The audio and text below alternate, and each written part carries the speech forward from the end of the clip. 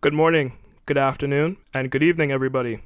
This is Kero Riripado, and today we're sitting down with the Satsuki The Savage. What's good?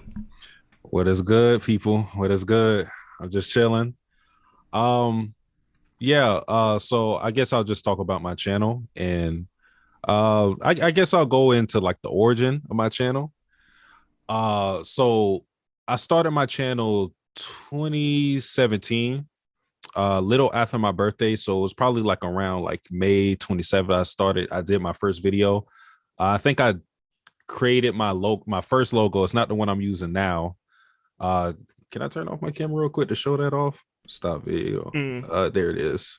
Yeah, so I this is not the logo right now, but I created my logo on my birthday, and I said I wanted to make videos, and the very first video I made was actually on, and actually it's a lot of my videos that were made on my camera, my phone camera, but yeah, it was on my Galaxy S7 that I still have to this day. I recorded most of all of my videos up until last year with my phone, audio and video, editing too. I didn't have a PC until last year.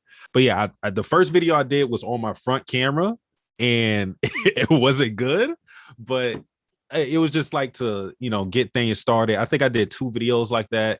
And then I decided like I'm not going to hold my camera like this the whole time. So I set up a ways to have my phone set up, propped up, and I recorded videos like that, edit videos, and from there on, it was just pretty much getting ideas for new videos and growing with time. But yeah, my origin story started with my Galaxy S7.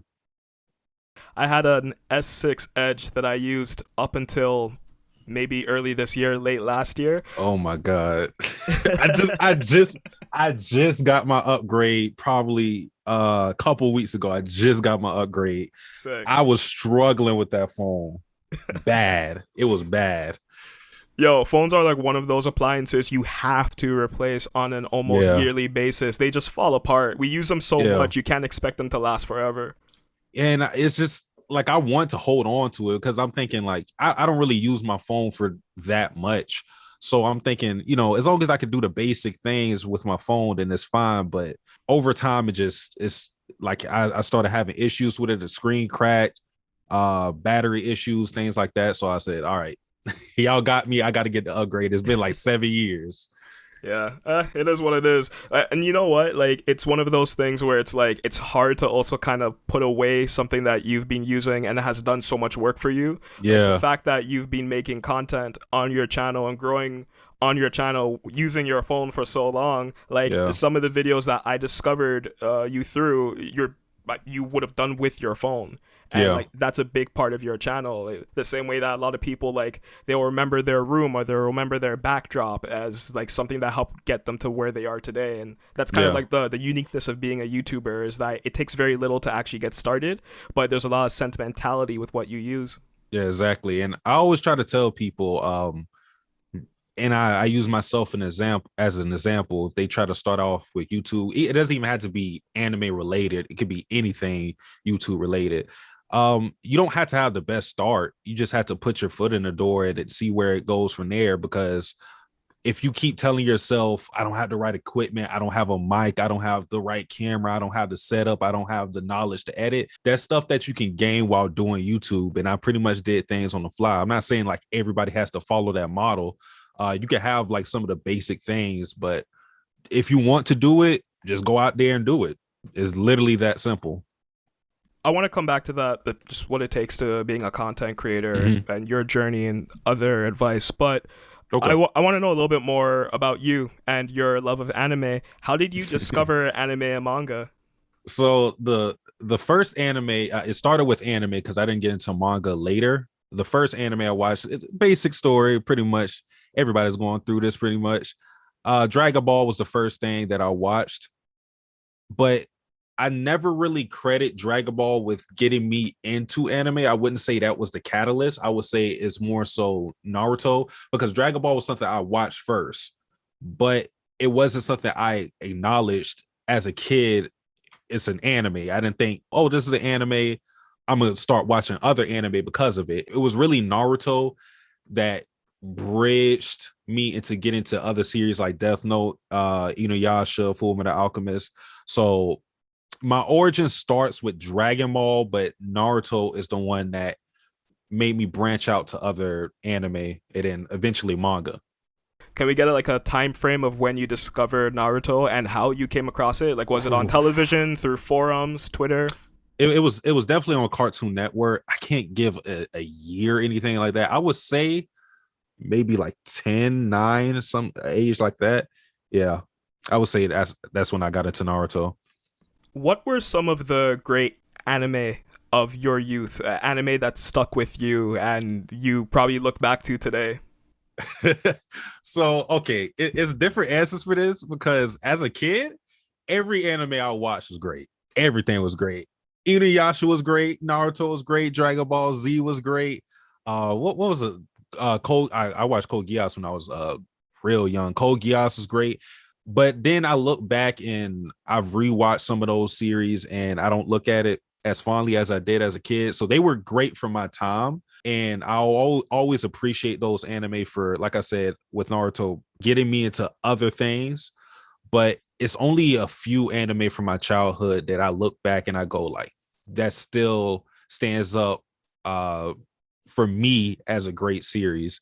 But yeah, pretty much anything I watched as a kid was golden. I didn't think there was anything bad at that time.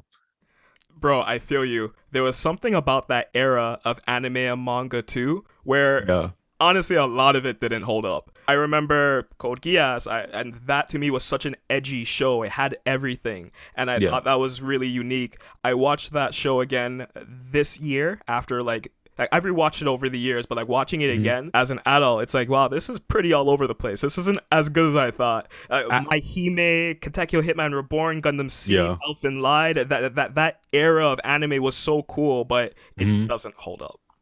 Listen, I got with Code Geass, I have a cold because that was my favorite anime and it's not anymore, but I maintain that it's like one of my favorite anime, but I refuse to rewatch it because I don't want to ruin my memory of it. I will not rewatch that show because I think about some of the moments and times and I go, damn, if I really went back, I probably wouldn't like that. But I'm keeping the memory alive. I'm not going back. It's better that way. And it's funny too because I feel that because we're content creators and you've been doing it for quite some time now, Yeah. you start to look at things from an analytical perspective. And the Mhm. thing is, I feel that everyone kind of does as we get older, but then you have to really be invested into what you're doing if you want to use your spare time not watching anime, but talking and creating content about anime. Yeah. And sometimes when you do that, you lose the illusion of the series that you're watching. I don't even know if I'm a bitter anime fan anymore. I just Mhm. don't like a lot of the old anime that I absolutely loved. Some friendships that I still have till this day were built off of like Yu-Gi-Oh and like all of those aforementioned series.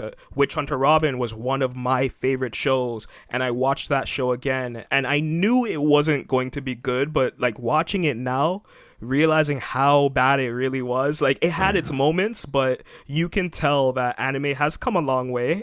Who's to say it's better or worse? I don't know, but sometimes it's better to leave animes in the past where they belong and just enjoy the memories instead of trying to revisit them. Yeah, I had to learn that the hard way. I'm trying to think of what's an anime that made me do that specifically, where I rewatched it and I said, "Damn." I think it was probably Kokoro Connect was one that I held in super high regard. And this wasn't I was a teenager at the time, but I was like 10 out of 10. Rewatched it randomly one day and I was just kind of disappointed with how they handle two characters in particular because I felt like they just didn't spread the wealth around with the cast. Um, but yeah, that was an anime that it didn't drop that far, but for how much I enjoyed it at the time to what I got from it, rewatching it, man, the disillusion is real once you become an adult and you start watching these anime that you thought were great at the time, but it just had its time. A lot of the creators of manga that's popular right now and anime that's coming out that's popular, Hmm. like their age is roughly around like my age, so I can tell they were watching and reading the same series that I was in the Yeah. late 90s, early 2000s up to 2010, and I can see what their influences are very well.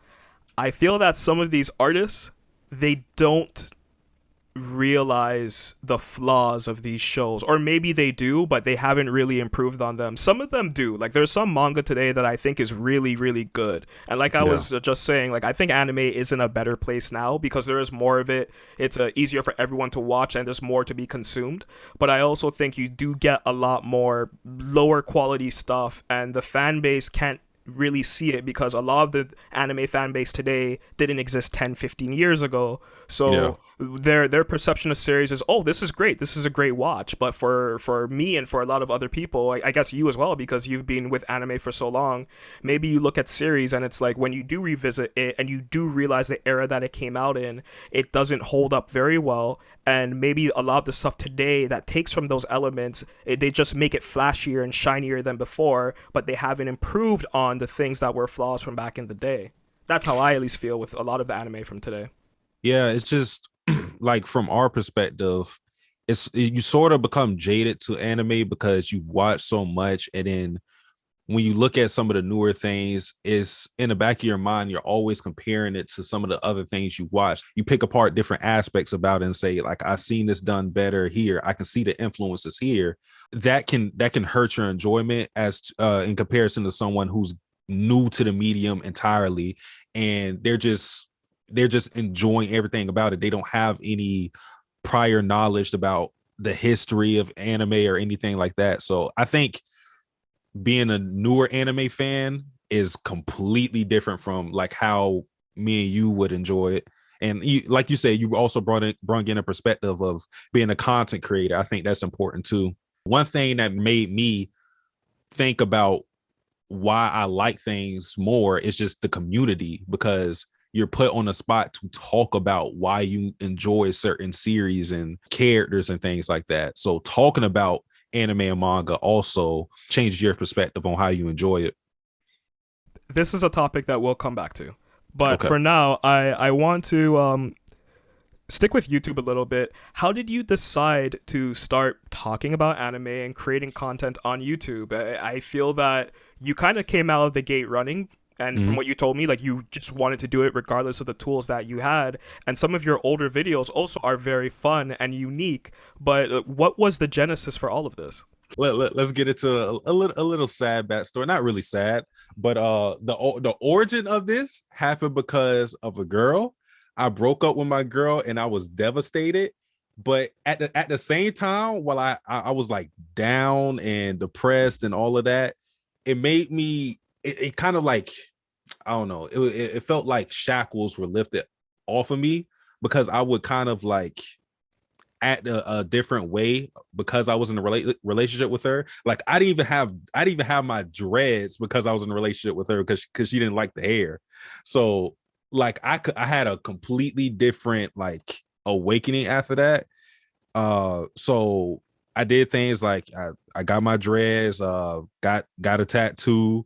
And then I said I wanted to do YouTube because I've been watching YouTubers for a while. I used to watch King of Lightning a lot. I know a lot of people may not know her, but her name is Mayfine and Junk. I used to watch her channel a lot, and she was probably like one of my biggest influences. And I saw people talking about anime and manga, and I thought, I could do the same thing. I want to give my perspective on certain series, and uh, that's pretty much how it started. So it was the catalyst for it all was me just doing whatever I wanted at that time. Um, and the influences crept in there, and that's what motivated me to do things, because I'm thinking these are everyday people talking about anime and manga. Like, why couldn't I also do the same? Did you think when you first started your channel that you would still be doing it today?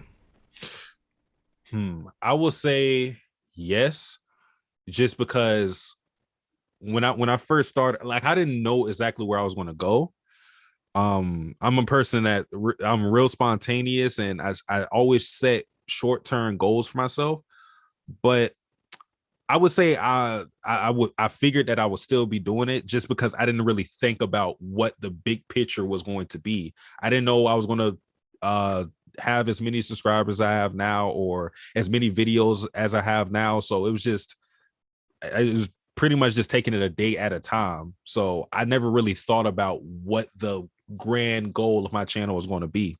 Do you think that's a good approach for content creators? I know a lot of people will see Anitubers and they'll think, Mhm. okay, I'm gonna do exactly what they do. The videos that I watched last week are the kind of videos that I'm going to create right away. And I feel that when you try to go for that high production, skipping all of that lore and stuff, we live in a world where people think that just because there's accessibility, you can do immediately what the big people are doing Yeah. today.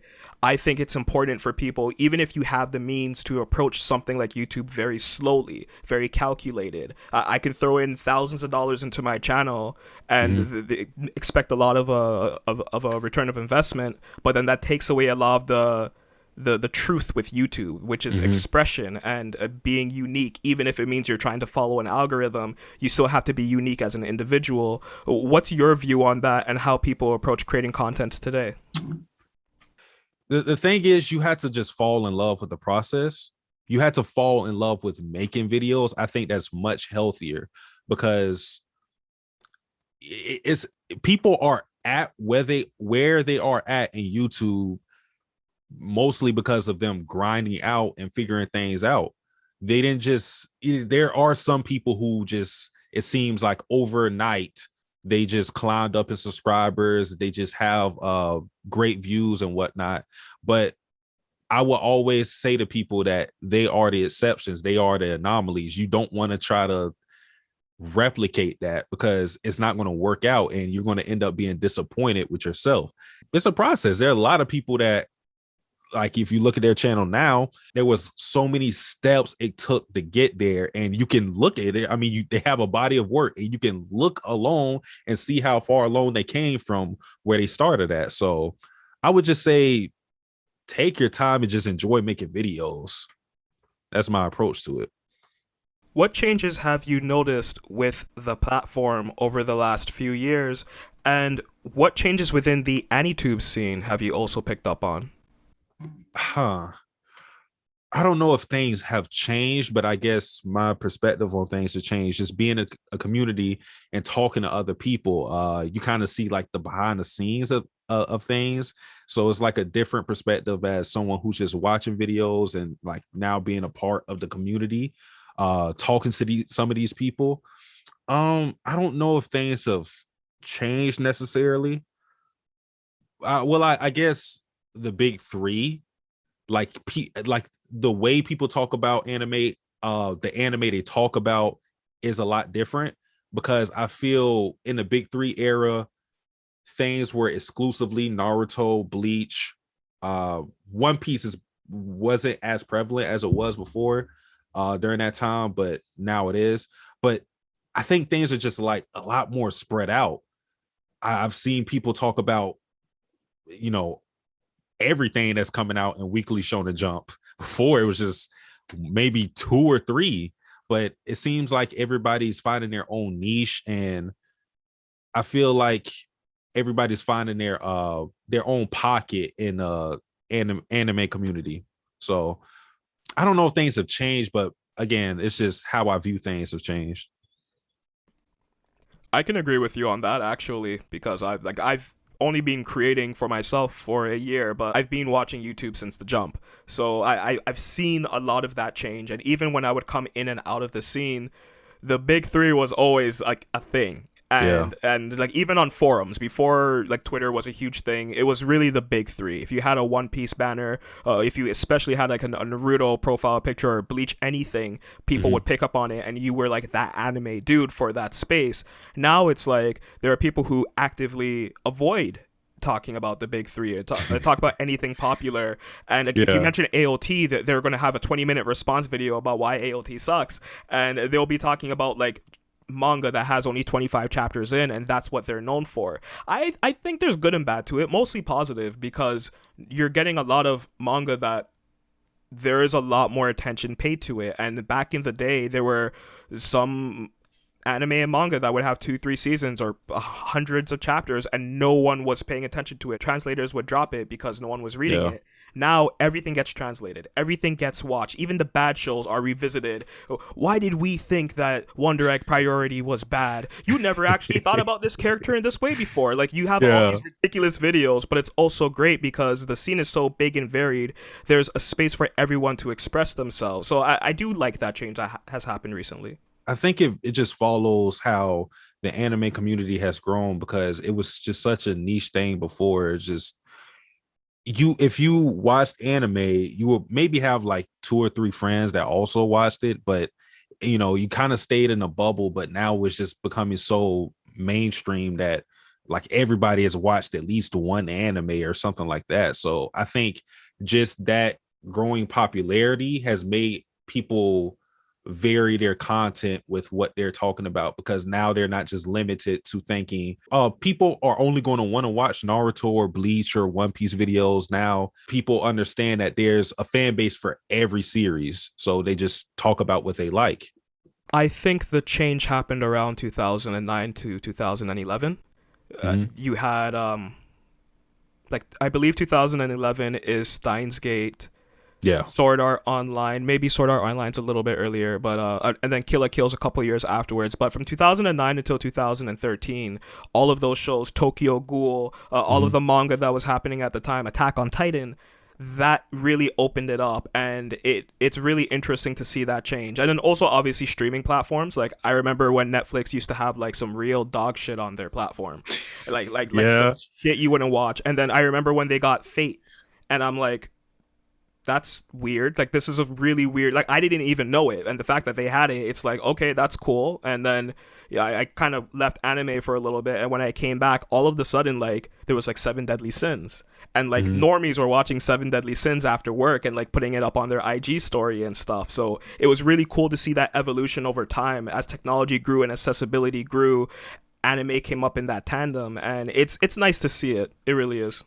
Yeah, I'm just glad that a lot of people aren't like first and foremost like shunning other people just for like an anime and manga. And I just like seeing more conversation spread around it. But for me, I guess I live in a little bubble because I don't really branch out too much. So I'm just seeing what I see, but I feel like anime and manga is just in a better place as far as the community. I want to get into some spicy topics. Okay. I want to talk about manga hiatuses. Mm-hmm. This is something that you've talked about on your channel over the years, and I think you've had some really great perspectives. Case in point, I'm talking about Hunter x Hunter and Berserk. Yeah. Now, with Berserk's mangaka recently passing away, it's pretty difficult to talk about that because everyone's going to say things like, you can't disrespect this author, he was sick, we don't know how long he was sick for. But I think, and this does kind of tie back to what we were mentioning earlier, I remember when Berserk first started going on hiatus. I remember that. And I remember the backlash. Like, it's all documented. It's all on the internet. You can go on forums. You can see it. No one felt weird at first when Kentaro wasn't putting out chapters because you don't know, right? Like, the guy could be sick. Yeah. You don't know. But then it started happening more and more. And he started disappearing for a long period of time. And this may be controversial, but I do think that the story of Berserk really started to dip in quality at a certain point. They were on that boat for how many fucking years, I don't know, but I'm very sure I finished high school, I took some time off in between high school and college, and I remember when I started college, they were still on the boat, and I'm like, this actually doesn't make any sense. Berserk lost me as a fan, and I did get back to it recently when they got off that fucking boat, but as bad as I feel, I think that anime fans, and this is a very important topic for a lot of Anitubers, but I think we give too much leeway to these creators when it comes to their hiatuses. I understand it's important to not to burn yourself out, and being hunched over a table drawing manga all day is not good. Like, comic book artists will have been saying it for decades, don't do that shit.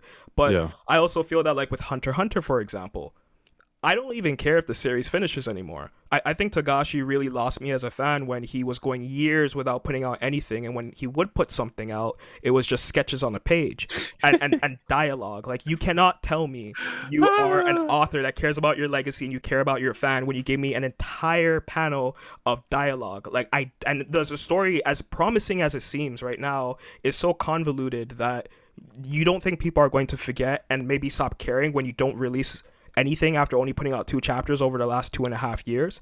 What's your views on that? I know you've expressed it in videos, but what are your views on mangaka taking long hiatuses, and do you think this is now going to be the norm going forward? Considering the circumstances on like what it takes to be a mangaka, I'm pretty sure if even if you don't know the ins and outs of it to a T, people understand generally that it's an unhealthy environment. Just with the amount of work they have to do, we hear a lot about mangaka having back pain and things of that nature. So it's not, hiatuses are fine to me, but but when you do take a hiatus, I think there comes the criticism. I think like people have to accept that.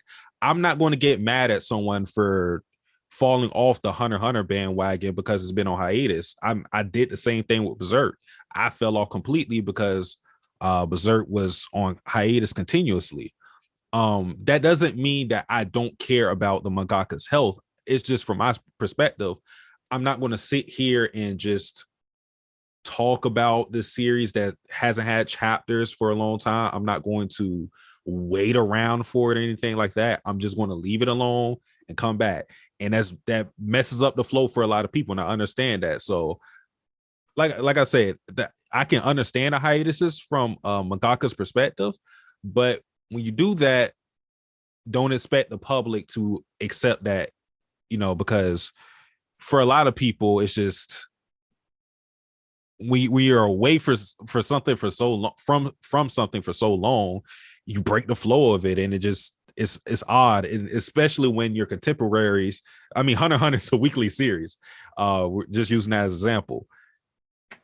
It has 390 chapters, and it's been around since 1996 or 1998.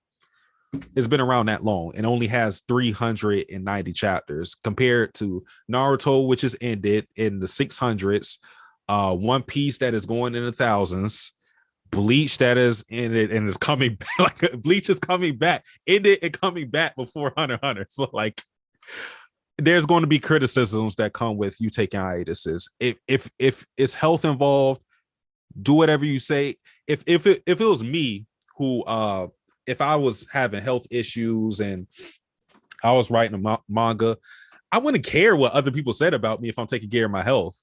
That's just me though. But people have different feelings on it. I just say when things are on hiatus, I just check out other series. That's what I do.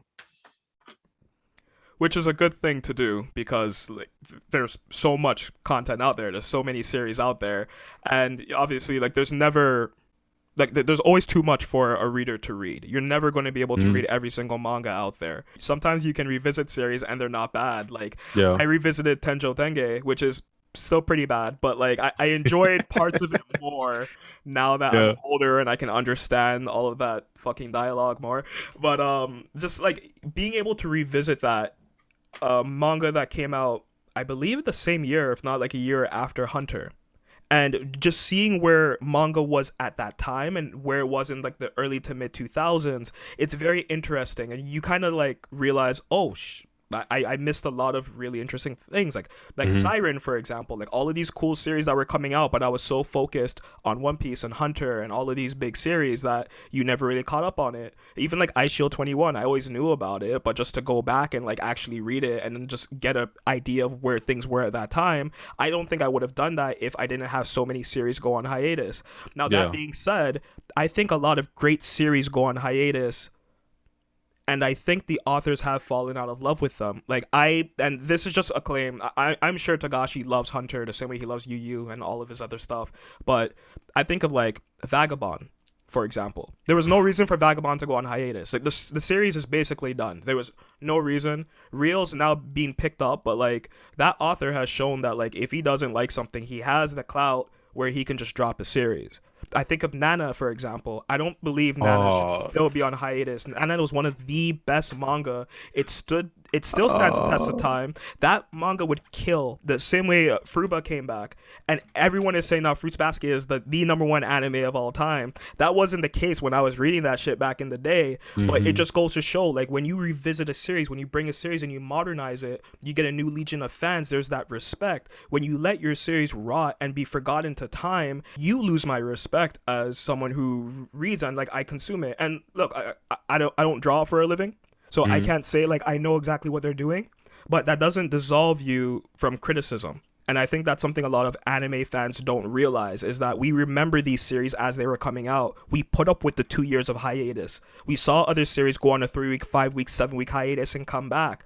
I don't think there's any excuse at all for Hunter not to be published today, except for the fact that the creator doesn't love it anymore. And I would love to be proven wrong, because then it means that Hunter comes back. But if I get burnt at the stake for saying this, I'm gonna die on this hill. I don't believe that these mangaka love their series anymore when they go on years on hiatuses.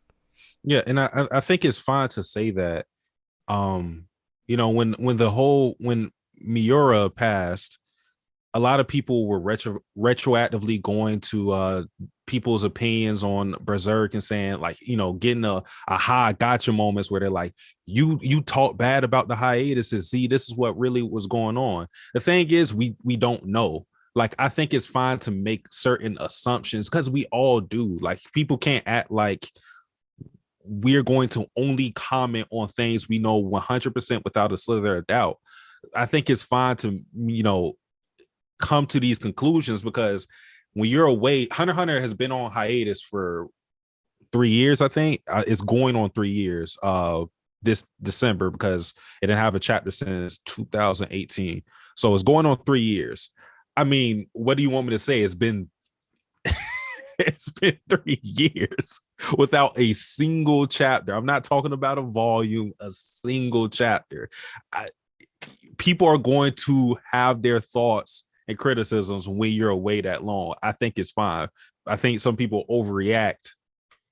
That is what anime and AniTube seems to be nowadays. Just a lot of people overreacting. I don't know if it's because of the influx of youth, or just people who haven't grown up with anime, so they don't know. Like, I'm not going to be an elitist. Like, I am admittedly an elitist, and that's something I'm not proud of. But like, I've been an anime fan literally my entire life. My family loves anime, all that crap. But like, it's just something that I'm familiar with. I just like I have a disconnect with a lot of people who watch anime today, and like, I think it's like being a basketball fan. You don't know basketball, you don't know football, you don't know golf or any of these sports if you've only been watching for 3 years. And there's nothing wrong with that. You can still obviously add a lot of value to the conversation, and you can enjoy the sport. But when you've actually seen someone as a rookie, and then you hit their peak and then decline, when you've seen the league change and rules change, then you have a stronger understanding of the sport, and you have a stronger understanding of just what this entire thing means. I know what the scene looks like. And many other people know what the scene look like. So if I go on Twitter, for example, and I see a lot of people complaining about ALT and like the last chapter, I had my criticisms about ALT, but I'm not going to sit here and say it was the worst thing ever. And I'm not going to say that we haven't seen this done time and time and time again with other manga. So it just kind of makes me wonder, like, all of this hype, all of this overreaction, is this what the scene is? And that kind of leads me to my next question for you. What are your views on the current anime fandom scene? Current anime fandom. I'm kind of, with newer fans, I'm kind of disconnected towards them, because the people I talk about are anime fans that have been along for a while, as long as I have. So I don't really talk to newer people about anime and manga. But just from what I see, I mean, we definitely get like the the reactions to the reactionary opinions on things to where people are just, you can see like they're consuming anime on the surface level, and they hype things up. They don't really think about things too deeply, and like you said, I think that can be attributed to just you not being around anime and manga for that long. But I don't know. I don't really have a strong opinion on the current anime fandom because I don't really interact with them that much. We don't really intersect. I'm mostly talking to people that already been around. Lucky you. No, I can't talk to the rookies, man. I'm a forum brat from way back, so like now that that has evolved to like Discord, like I try my best. I really do try my best because like again, like I think there's a lot of value in what newer anime fans add to the conversation, and it's fun. It's always fun to see new blood come into something, and For sure. I want to talk to them. I want to get their views, but like I just can't do another Jujutsu Kaisen is goaded.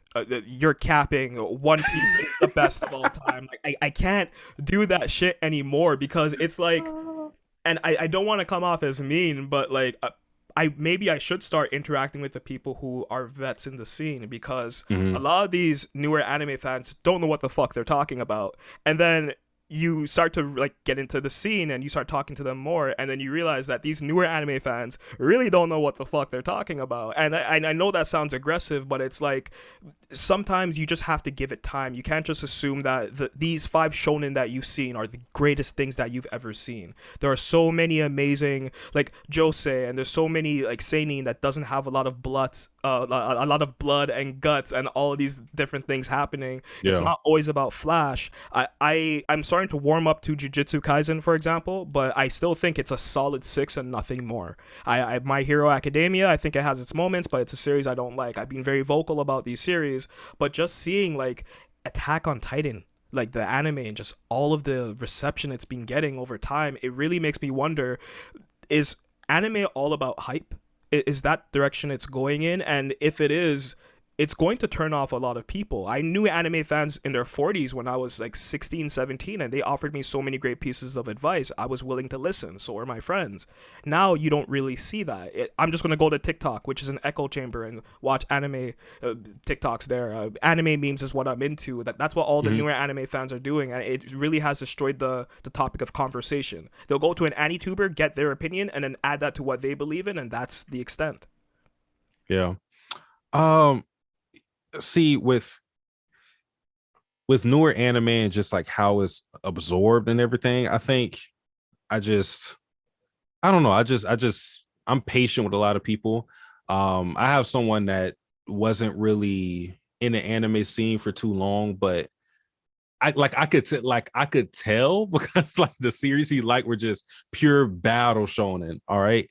But you know, over time, like a lot of people recommended him different series, and he started to evolve with that. Like his opinion started to evolve with that. So I think it's just you got to be patient with it because at one point we were probably the same way.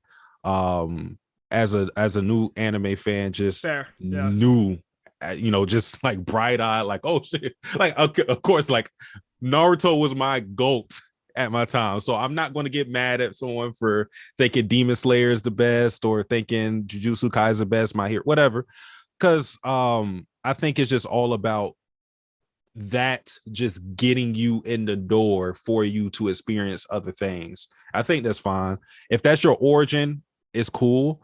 Like I try not to talk down to people or anything like that. I just let you enjoy it.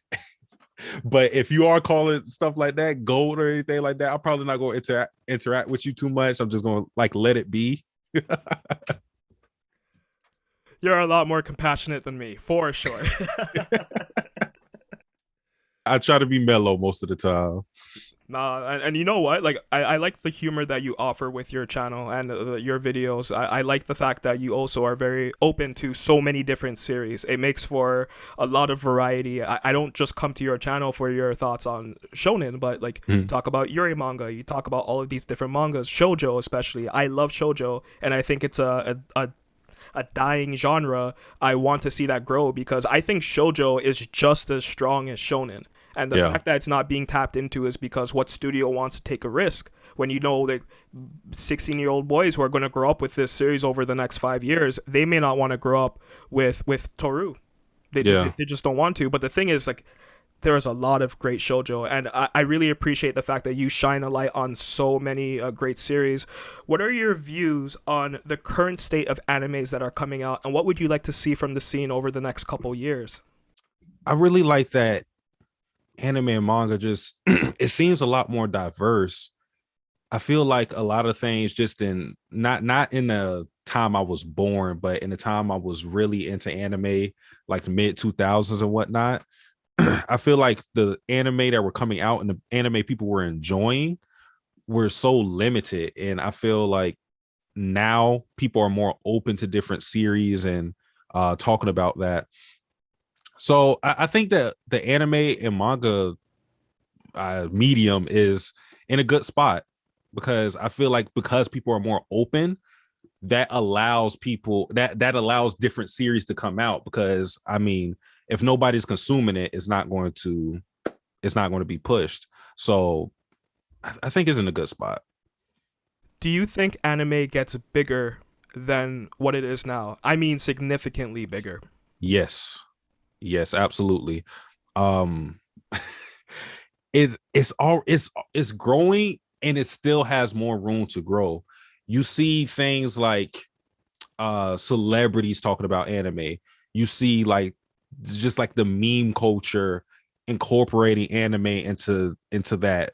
So it's like so many different avenues for anime to grow in. um I still think the sky's the limit for anime and manga. Like it may get to a point to where that's just a norm for you to have watched an anime. It's still not the norm now, but it that may be something in the future. I've always felt, and I hope this comes true. One day, we'll see an anime be nominated for an Academy Award that's not just animation. Like we've seen Mm-hmm. animated films from North America and even like short films from overseas get recognized for writing, screenplay, for direction, Yeah, for editing. Anime is one of the most expansive art forms that exists. It's a medium that you can really tell any story that you want to. And exactly. I just wonder, will there ever be a day when we see like all of these incredible movies that have come out and the sixth film in that category for best picture is an anime film? And like I think Demon Slayer is like a step in the right direction. I'm going to admit I am a huge Demon Slayer fan. It has Mm-hmm. its flaws, but I also think that from a marketing perspective, what Mugen Train did was really incredible, and we haven't seen that since Spirited Away. Except this has done greater than Spirited Away, Yeah. and is like I can't imagine what 2025 2030 will look like for anime when it comes to cinema. I think like we will see anime being looked at the same way we look at The Sopranos, Deadwood, Breaking Bad, all of these other great shows that were on premium television. It's only a matter of time before anime gets to that point. Yeah, it's just the stigma around anime is well was that it's just cartoons. And when people hear the word cartoons, you're not thinking about shows like Family Guy, for example. You're not thinking of it as it can be made for adults. You're limited into thinking this is very juvenile, this is tailored for children. But anime, there's so many different types of anime geared to different audiences, and I feel like the stigma of anime is changing in a way that people are starting to view it in that light, that it can be literally anything. So because of that, people will be more open into looking at anime in a serious light, because I think there's still people that think it's just cartoons. They're not going to take it as serious as any other live action show or anything like that. What are your thoughts on manga? Manga that has passed, that's left an impression on you, manga that's happening right now that you're really into, or what you want to see come out of the manga scene? So I got into manga. I got into manga kind of late because I was an anime only for such a long time. I think one of the first Really? manga, yeah, one of the first manga I think I read was maybe like either Soul Eater, Dead Man Wonderland, or Berserk. Those are like my starter manga. So yeah, it took me a while for me to get into manga because I just did not want to read it. I don't know why. Like anime was just that was my groove. Manga I want to see now. I'm going to talk about a series. I'm gonna just say it. I want to see more manga like Act Age to where it gets me into like a whole different vibe that I've never seen before. I never would have imagined myself reading a series about acting. That would never have been on my mind. I just want to see something that just gets me into different whatever because I've been just reading things like Battle Shonen, uh certain seinen series, but just like we just talked about anime being taken seriously, same way manga can be literally anything. So I want to see series that are popular for being different. So just more diverse things, and that there are diverse things, but they aren't brought to light, I don't think. I agree with you fully. One of the true loves of my life is music. I Mhm. wouldn't be playing guitar today if it wasn't for Beck. When I Yeah, discovered Beck, I that is a got good series. Beck Yeah. is a great series. I discovered the anime through Much Music, and then I went to the manga immediately afterwards, and it just completely changed my life. Like, there are so many things about that series that impacted me. I thought I was Koyuki. I was one of those, like, weirdos who try to, like, replicate Koyuki in so many different ways that, kind of bit me in the ass later on.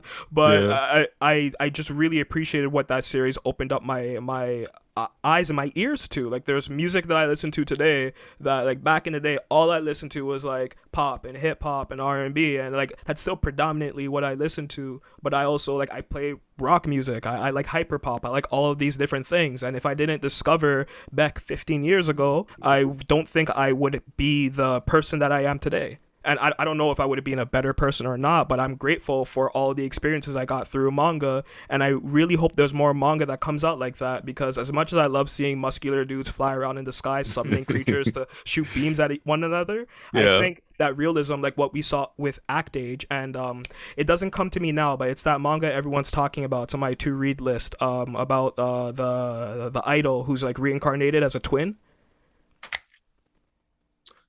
Oh, oh, Oshikoi? Yes, yeah, Oshiko? I think it's something like that. It's along those Yeah, lines. something like that. That Yeah. seems very promising. I'm gonna give it maybe another year before I pick it up. But like, I want to see more series come out like that, because it tells stories that are very humanized and a lot of people can get into it. And I just, as much as I love Battle Shonen, I just think we're at a point in time with anime and manga where we can start weaving better stories, more realistic stories, and still have that element of, of just over exaggeration and funness that comes with this Yeah, medium. for sure. And that's the thing about anime and manga is when people don't take it as serious because it's not it's not Breaking Bad or it's not something like that. It's because it's anime and manga, it can do more.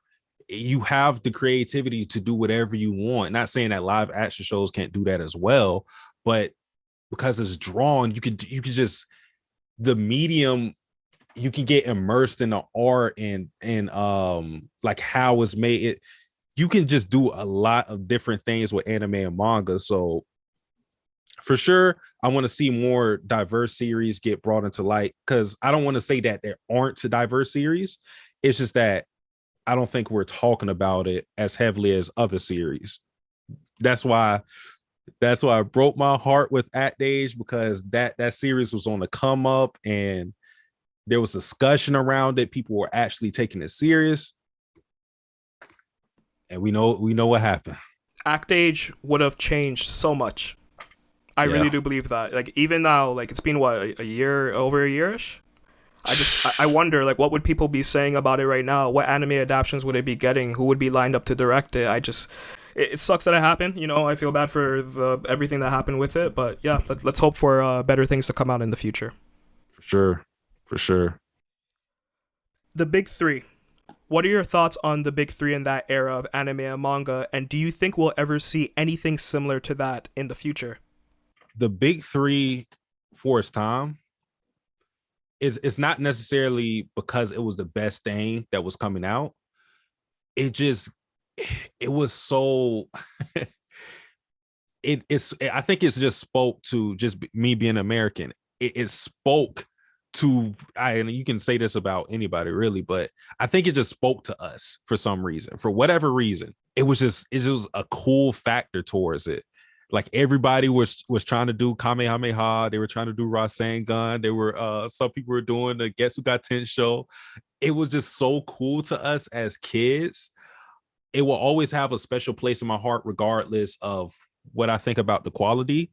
Like I said, it's not necessarily because it was the best three manga out at the time. It's just that for us, the reason why it was the big three is because it got us into that medium.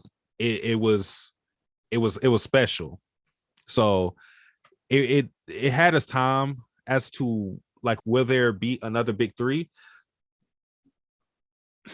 This is kind of tough because there are series that are either as popular as those series or they're like on the cusp of it. Like Demon Slayer is kicking everybody's asses in sales, so that's already there. Like My Hero is crazy. Jujutsu Kaisen might get to that point too. The hype for Chainsaw Man is crazy as well. I don't think there will be another big three. And with like what I consider the big three, the reason why it was the big three is because of its ability to get us to branch out to other things. Its impact on us is what made it the big three, not because of the sales, even though that's a part of it, not because of its quality, even though that's a part of it. I think the impact isn't going to be matched by three other series. I may be wrong though, but I'm just not young enough to experience that, I don't think.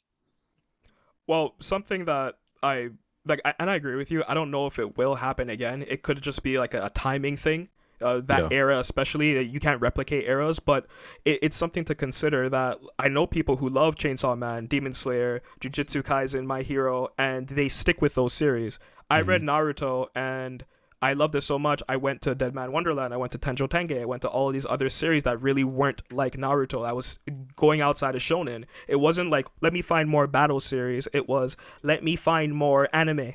Let me find more manga. And Yeah. I was into like slow series. I was into Yuri's. I was into like all these different things. And I don't see people with that sort of open-mindedness anymore. I think it's because the quality of story is different. The style of storytelling is also different. Like you look at Naruto, it's a shonen series, but it's not shonen centric. You look at Bleach, and that was one of the first ensemble cast that really made it work. You cared about Chad even if you didn't see him often. You cared about Rukia, you cared about Renji, you cared about all these captains that were trying to kill Ichigo, but then you started getting their backstory, and that really made you interested because it was telling a very strong story. It was weaving an entire world. I don't really know if other series do that nowadays, but I would love to see that sort of success happen again. And we see it with Demon Slayer, but I want to see it with a collection of series. Yeah, I think that the reason why the big three were able to do that is just because of the time. Those series were all of them above 500 chapters.